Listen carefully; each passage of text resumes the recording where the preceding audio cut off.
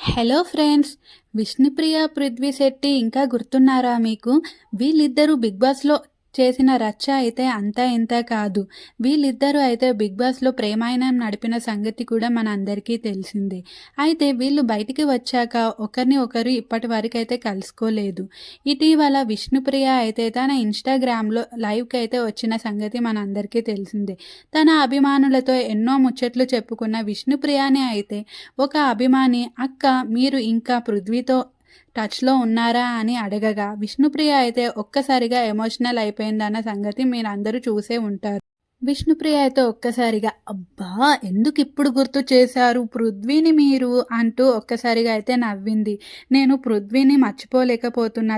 తనతో మాట్లాడాలని ఉంది, తనని కలవాలనుంది. కానీ పృథ్వీ ఏమో బెంగుళూరులో ఉంటే నేనేమో హైదరాబాద్‌లో ఉన్నాను. టెక్స్ట్ మెసేజెస్ అయితే అప్పుడప్పుడు చేసుకుంటున్నాము. నేను ఎలిమినేట్ అయ్యాక పృథ్వీ కనీసం నన్ను రిసీవ్ చేసుకోవడానికి కూడా రాలేదు. కనీసం వెల్కమ్ కూడా చెప్పలేదు" అంటూ నేను హర్ట్ అయ్యాను అని పృథ్వీకి చెప్పగా పృథ్వీ అయితే మెసేజ్ చేసి సారీ అని చెప్పాడు. నాకు అక్కడికే చాలు అనుకున్నాను. ఎందుకంటే పృథ్వీ నుంచి నేను ఏది ఆశించను.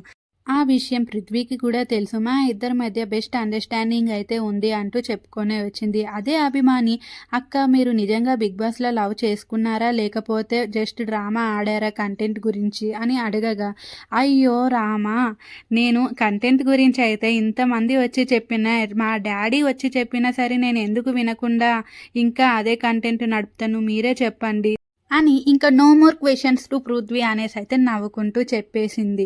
వేరే క్వెషన్సే అడగండి అని చెప్పగా ఒక అభిమాని అయితే మళ్ళీ పృథ్వీ గురించి అడగగా విష్ణుప్రియ అయితే వెంటనే లవ్ అనేది 2 సైడ్‌లో ఉండాలి. అప్పుడే మాట్లాడుకుంటే బావుంటది.